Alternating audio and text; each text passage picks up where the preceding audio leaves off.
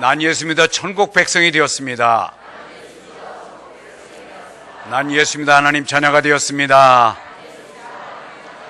우리는 영원한 한 가족입니다. 예, 영원한 가족입니다. 그리스에 애꾸는 장군이 있었습니다. 한쪽 눈이 애꾸눈인데 그래도 명색이 장군입니다. 자기의 생을 마감하기 직전에 그래도 내가 성할 때 얼굴에 사진이라도 한번 잘 그림을 초상화를 그려야 되겠다 싶어서 전국에 이름난 화가들을 통하여 자기 얼굴을 그리도록 했습니다. 그때에 그래도 장군이고 이름 있는 분인데 어떻게 애꾸눈을 그리냐, 그래서 두 눈을 성한 눈으로 그려서 갖다 줍니다.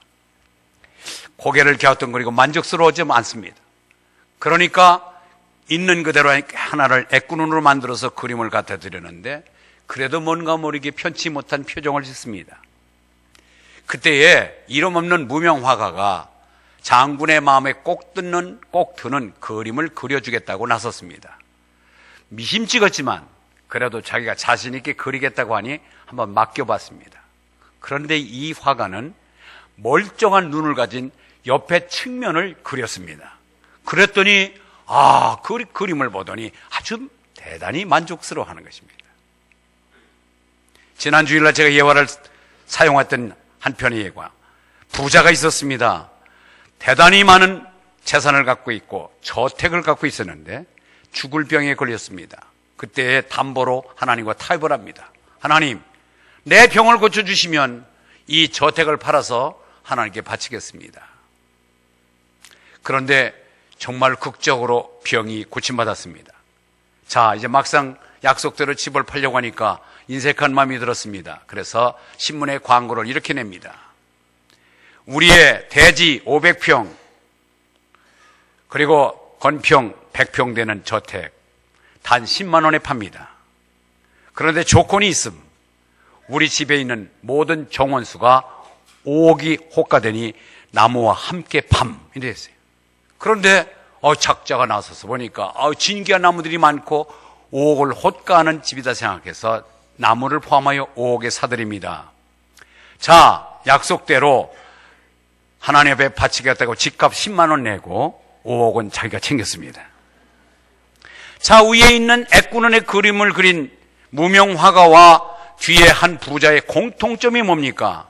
공통점은 지혜를 발휘했습니다.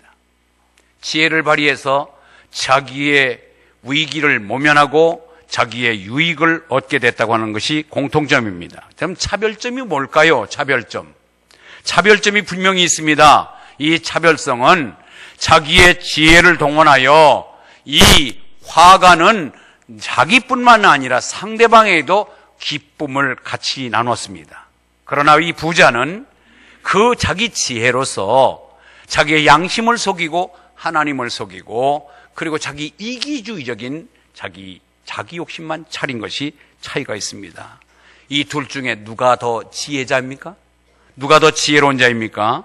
여러분, 오늘 말씀 15절에 말합니다. 그런즉 너희가 어떻게 행할지를 자세히 주의하여 지혜 없는 자같이 하지 말고 오직 지혜 있는 자같이 하라. 따라서 합니다. 지혜 있는 자가 되라. 예. 여러분, 우리가 살아보면은 많은 사람을 대할 때에 답답한 사람이 있습니다. 지혜가 좀 약간 부족하다 느껴지는 사람이 있습니다. 우리가 이 땅에 살아가는 것은 지식으로 사는 게 아니라 지혜로 살아가는 것입니다. 그런데 그 지혜를 잘 발휘해서 나뿐만이 아니라 상대방에게 하나님에게도 유익을 끼치는 지혜가 되어야 될 줄 믿습니다. 오늘 분명히 말씀합니다. 어떻게 행할지를, 여기 어떻게라고 하는 것은 어떤 자세로, 어떤 마음으로, 어떤 마음가짐으로, 그러면서 행한다고 하는 것은 걸어가다, 다닌다 그런 뜻인데 정말 하루를 살아도 어떤 자세로, 어떤 마음으로 살아가겠느냐 그겁니다. 그렇습니다. 깊이 생각하고 자세히 주의하여 우리의 생활에 다른 사람에게 눈살 찌푸리지 않는, 사람에게도 칭찬이 되며 하나님 앞에 인정받는 지혜로운 자가 되시길 주의 이름으로 축원합니다. 어떻게 살아야 할 것인가? 오늘 이 앞에 있는 풍성한 과일 오곡백과가 진열되어 있는데, 아하, 추수감사절이구나. 오늘 또 돈 내는 날이구나. 아니에요. 제가 어떻게 추수감사절을 보내야 될지 지난 주일날 제가 말씀드렸습니다. 적어도 추수감사주일은 돈 내는 날이 아니라 하나님 앞에 내 신앙을 고백하는 날이라고 말씀드렸습니다. 아멘. 내가 지금까지 살아온 모든 것 주님 것으로 살았습니다. 이 모든 것, 삼라만상 우주의 모든 것 주님 것입니다. 주인은 주님이십니다. 그분께서 나에게 맡겨주신 것, 그분께서 내게 맡겨주신 것을 주님께 드릴 뿐입니다. 그러고 우리에게 또 한 가지는 정직한 마음을 주사. 정직한 마음은 성령께서 감동 주신 것을 바꾸지 말고 하나님 앞에 부끄러워지 없는 정직한 마음으로 예물을 드리는 것이 우리가 추수감사절을 맞는 우리의 믿음의 수준이라고 말씀드렸습니다. 여러분들이 단지 물질을 떠나서 물질만을 드리는 것이 아닌 나와 하나님과의 관계성을 더욱더 진단해 보면서 하나님을 하나님답게 인정하고 나는 그의 부속적으로 하나님의 은혜로 살아감을 고백하는 것이 추수감사절에 참 의미가 있는 줄 믿습니다. 어떻게 행해야 될 것인가, 어떻게 살아가야 될 것인가를 우리가 자세히 주의 깊게, 그래서 사전에 이 날을 지키는 것을 여러분에게 어떻게 지켜야 될 것도 말씀을 드렸습니다. 과연 여러분들은 오늘 나에게 준 지혜를 가지고 하나님에게 유익이 되며 나에게도 기쁨이 되는 귀한 복된 추수감사절이 되기를 주의 이름으로 축원합니다. 그러면은 지혜롭게 지혜 있는 자, 지혜 없는 자 같이 말고 지혜 있는 자가 되려는데, 지혜 있는 자는 어떤 삶을 살아가야 될까요? 첫째, 세월을 아끼는 자입니다. 따라서 세월을 아끼자. 미국의 한 신문사 앞에 세 개의 동상이 새겨져 있습니다. 한 동상은 지구본을 끌어안고 만족스러워하는 동상이고, 또 하나의 동상은 지구본을 딛고 일어서서 아주 거만하게, 아주 자신만만하게 서 있는 동상이고, 세 번째 동상은 지구본 밑에 깔려갖고 고통을 당하는 모습의 동상입니다. 근데 거기에 대한 해설이 붙어 있습니다. 지구본은 흘러가는 세월을 말하는 것이고, 시간을 말하고, 그 지구본을 껴안고 만족스러워하는 표정을 지은 동상은 시간 관리를 잘하고 시간을 잘 활용하는 사람을 의미한 것이고, 지구본 위에서 거만하게 서 있고 있는 사람은 시간의 의미를 깨닫지 못하고 시간을 함부로 쓰는 사람, 그리고 세 번째 지구본 밑에 깔려서 고통을 느끼고 있는 그런 동상은 시간을 잘못 활용하여 실패 속에 고통을 느끼고 있는 우리의 인생살이를 그의 하나의 동상으로 표출하는 것입니다. 여러분, 그러면서 그 신문사는, 우리 신문사는 시간과 함께 시간 속에서 최고의 신문을 만들고자 노력하고 있습니다 라고 써놨습니다. 여러분은 시간을 아끼고 사랑하는 자입니까? 아니면은 시간을 함부로 내 마음대로 활용하고 내 마음대로 조금도 하나님 마음을 의식하지 않냐고 쓰는 사람입니까? 아니면 시간을 잘못 써서 잘못 활용하여 여러분 실패를 딛고 지금 고통 중에 있는 그런 위치에는 있지는 않은지요? 우리가 지금 우리의 삶을 한번 진단해 봐야 됩니다. 나와 하나님과의 시간. 그래서 혹자는 시간은 돈이다라고까지 말을 했습니다. 그런데 저는 목사로서 시간은 돈이 아니라 시간은 돈보다 귀하다고 말씀드립니다. 여기 오늘 세월을 아끼라 16절 세월을 아끼라고 때가 악하니라 그랬는데, 세월을 아끼라는 뜻의 원어가 뭐냐면 돈 주고 시간을 사라 그 뜻이에요. 여러분 지금 예배 드리는데 이 예배 드리는 한 시간을 바깥에서 100만 원씩 한 시간을 사갖고 들어왔습니다. 그렇다면 지금 꾸벅꾸벅 졸지 않지요. 제가 일부 예배는 학생들이 주축이 되어서 많이 드리는데, 저 뒤에서 이렇게 뚜벅뚜벅 예배당에 들어오다 보니까 90% 학생들이 핸드폰 갖고 있어요. 다다다다다. 지금 5분 전이에요, 예배가. 핸드폰 갖고 있어요. 지금 또 핸드폰 갖고 장난하는 사람이 있는지도 모르죠. 기본이 안 되죠, 기본이. 우리가 세월을 아끼라, 돈 주고 시간을 사라. 여러분 예배 시간을 돈을 귀하게 돈을 주고 돈을 지불하고 지금 예배를 드리는데, 그렇게 하찮게 예배 시간을 가볍게 좋은다고 잠이 온다고 쉼차고 딴짓하고 주보 읽고 낙서하고 앉아 있겠습니까? 여러분 정신이 맑고 집중하여 하나님께 정성을 다해 드리는 예배가 될 줄 믿습니다. 그래요. 시간은 돈 이상입니다. 돈은요 잔고가 있습니다. 여러분 통장 잔고가 내 돈이 얼마 남았네. 여러분 잔고를 확인할 수 있는데 시간은 잔고가 없습니다. 여러분 시간이 얼마 남았어요? 몰라요. 아무도 몰라요. 내일 일은 난 몰라요. 나보다 나이가 젊은 사람들 나보다 먼저 갈 수 있어요. 여러분 잔고가 없는 거예요. 그 다음에 시간은 돈은 저축이 가능합니다. 쓰다 남은 것 은행에다가 저축해서 내가 필요할 때 쓰면 되지만 시간은 남는 시간 저축이 안 됩니다. 그냥 오늘이라는 시간은 여러분들이 주어진 1440분 여러분들이 그 시간을 어떻게 활용하느냐에 달렸지 이 시간은 오늘로 끝나는 것입니다. 그리고 돈은 집중적으로 한꺼번에 투자하여 큰 일을 할 수 있도록 한꺼번에 저축했다가 한꺼번에 돈을 투자할 수가 있는데 시간은 그렇게 한꺼번에 투자가 불가능합니다. 여러분 미래적인 시간 미리 당겨서 여러분 시간을 다 투자할 수가 없습니다. 그만큼 시간은 돈 이상의 가치가 있는 것입니다. 아멘. 그래요. 그렇기 때문에 이 시간을 아껴서 바르게 시간을 활용하라고 말씀하고 있습니다. 그래서 우리가 내 마음대로 쓰는 시간, 마귀에게 유익되게 향락에 쓰는 시간을 크로노스라고 그래요. 크로노스. 근데 이 크로노스, 하나님을 유익되게 하고 하나님과의 관계성을 갖고 쓰는 시간을 카이로스라고 그래요. 그런데요, 크로노스에는 아주 후덕해요. 인심이 팍팍 쏘져요. 마귀가 기뻐하는 일, 향락을 위해서 쓰고 나를 위한 시간에는 아주 여러분들 후덕하게 아주 많은 것을 할애합니다. 그러나 카이로스, 하나님을 위한 할애된 시간엔 왜 그렇게 인색해요? 예배 드리자 그러면 왜 이렇게 짜들어져요? 예배 시간 다 돼서 왜 그렇게 좀 더 한 5분 전에 오면 안 돼요? 여러분, 카이로스, 하나님과 관계성 있는 유익된 시간, 크로노스, 나와 마귀와 향락을 위하여 투자되는 시간, 여러분 하나님을 위해서 좀 더 멋지게 투자를 하는 여러분의 삶이 되기를 바랍니다. 아멘. 그렇습니다. 우리가 어디에서 와서 무엇을 하며 어디를 가는지를 깨닫고 사는 것이 지혜자입니다. 여러분, 지금 저 요양원에 가보면요, 나이가 90이 넘은 사람들이 줄줄이 들어누워 있어서 문만 바라보고 있어요. 문만 쳐다보고 있어요.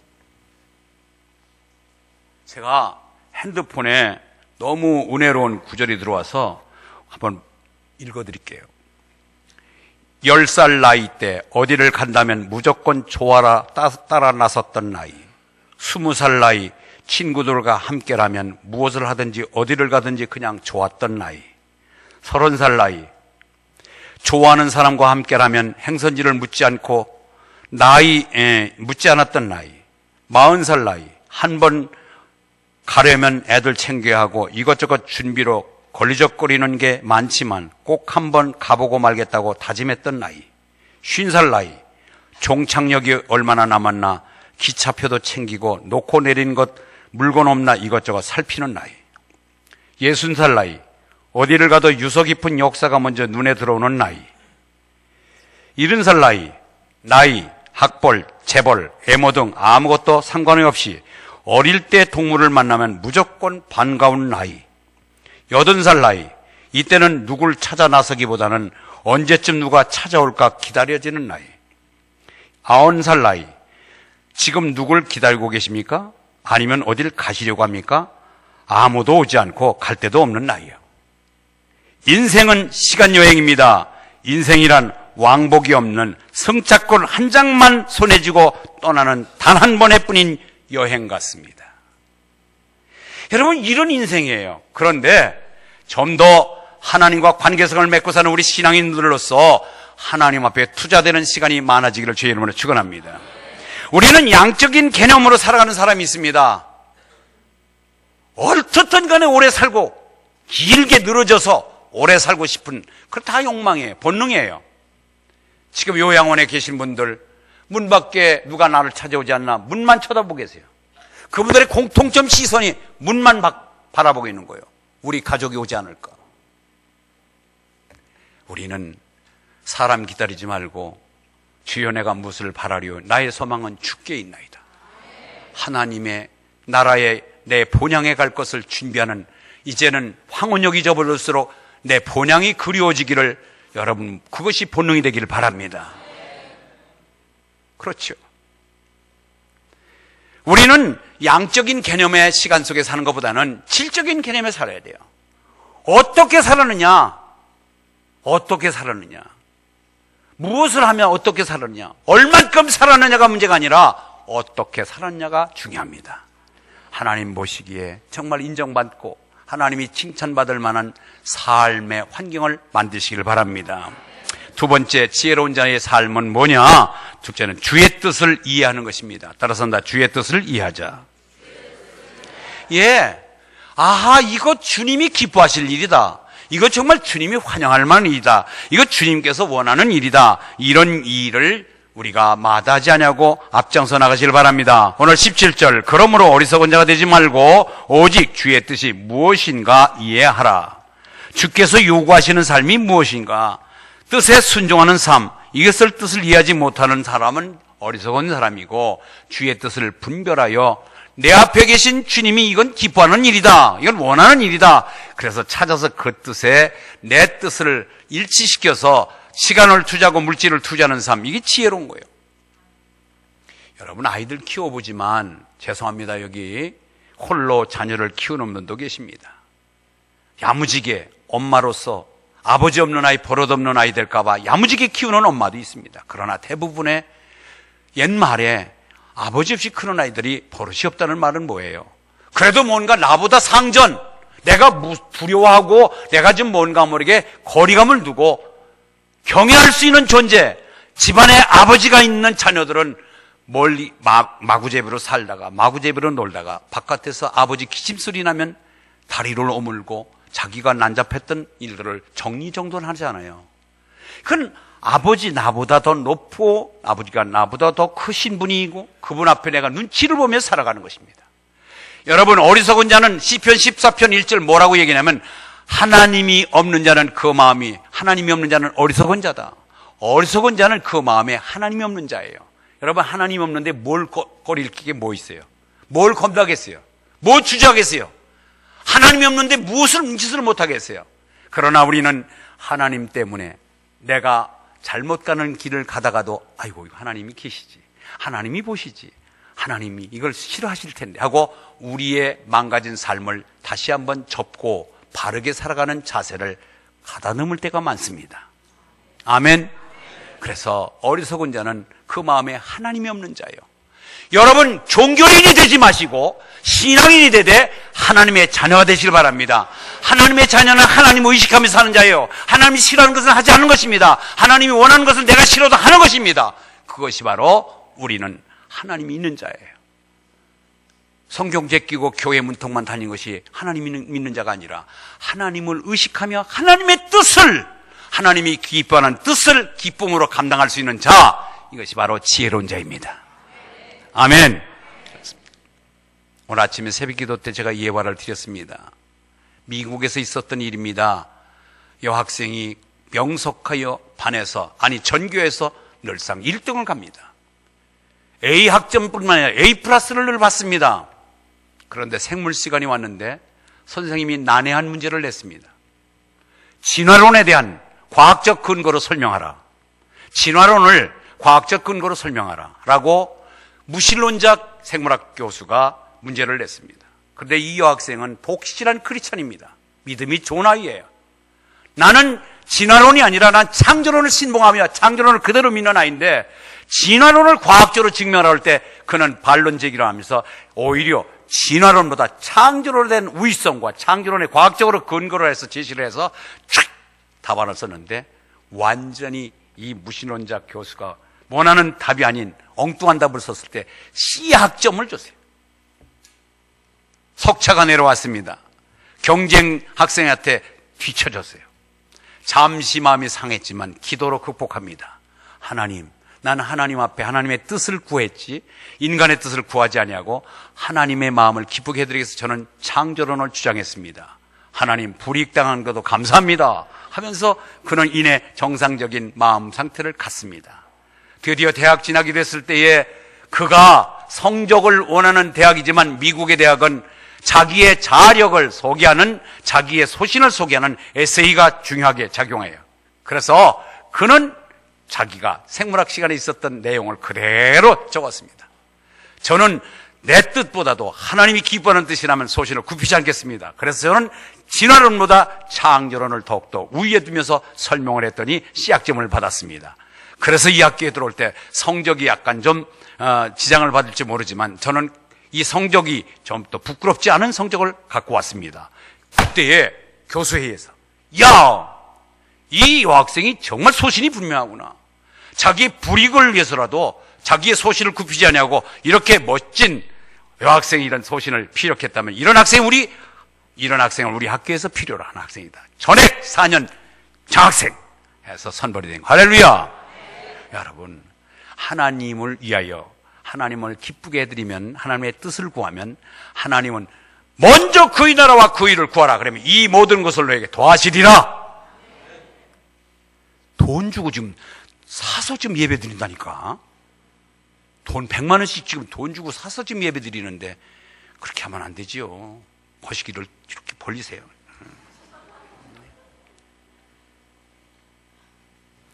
지혜로운 자, 세 번째는요, 성령 충만을 받는 자입니다. 따라서 성령 충만을 받는 자. 첫 번째는 지혜로운 자 누구라고 그랬어요? 세월을 아끼는 자. 두 번째는 주의 뜻이 무엇인지 분별할 수 있는 자. 세 번째는 성령 충만을 받은 자입니다.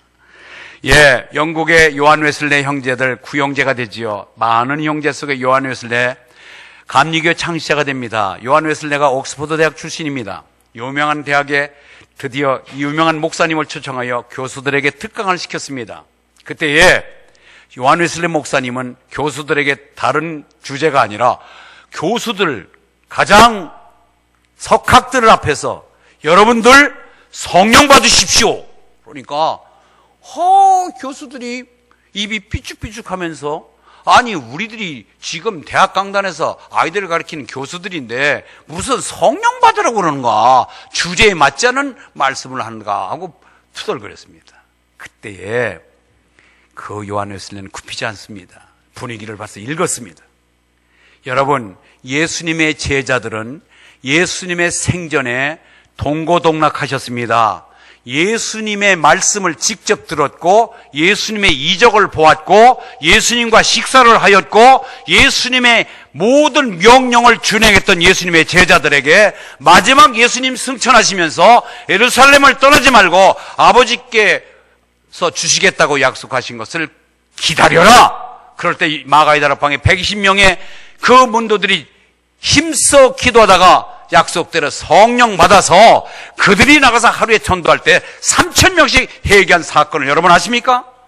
과연 하나님의 제자들이, 예수님의 제자들이 왜 똑같이 모든 일을 같이 했음에도 불구하고 예수님의 명령에 순종하여 그대로 순종해서 성령을 받음으로 인하여 능력자가 되었음에도 불구하고 여기 계신 교수님들 예수님과 동고동락했습니까? 예수님의 교훈을 직접 받았습니까? 예수님과 여러분 이적 기사를 보았습니까? 여러분이 예수님과 식사를 같이 하신 분이 계십니까? 왜 그런데도 예수님 제자들은 오히려 더 가까이 계셨던 예수님의 제자들은 성령 받으라고 할 때 순종했는데 교수들은 예수님과 등거리지며 살았던 여러분들이 예수님의 명령인 성령 받으라는 말을 거역하시냐고 합니까? 그때에 맞단 말이에요.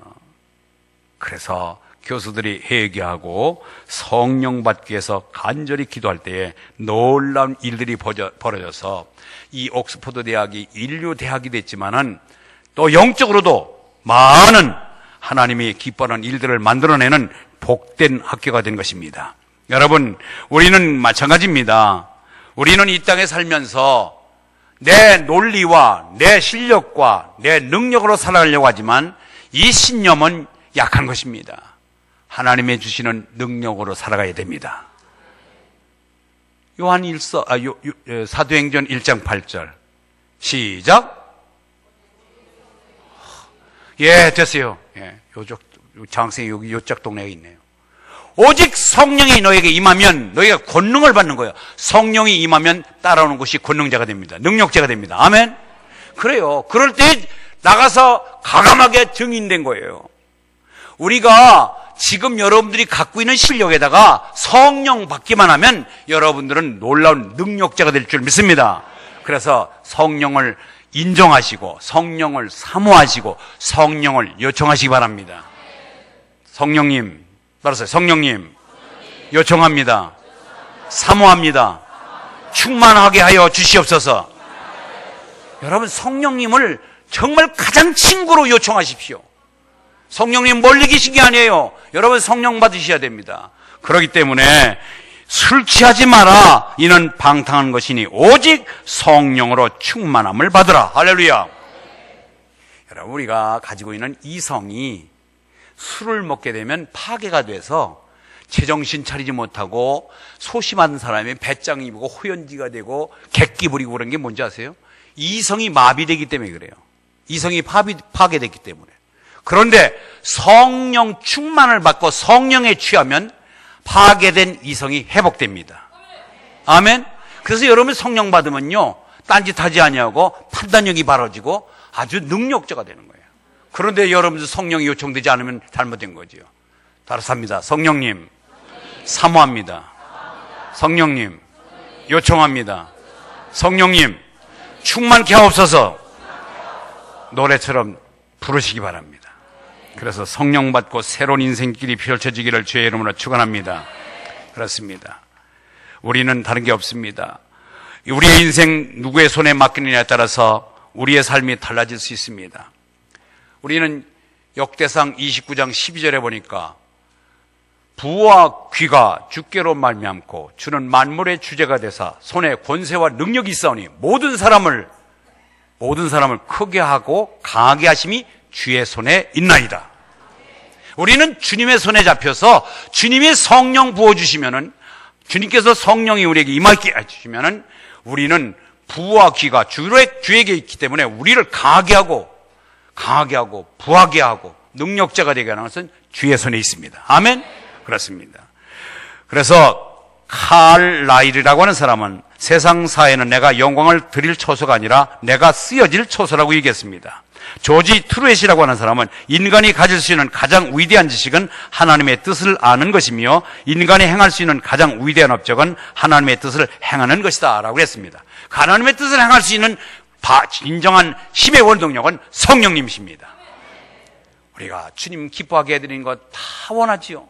하나님이 원하시는 삶을 살기를 다 원하시지만 내가 알고도 행할 수 없는 것은 성령 충만하지 못하기 때문에 그렇습니다.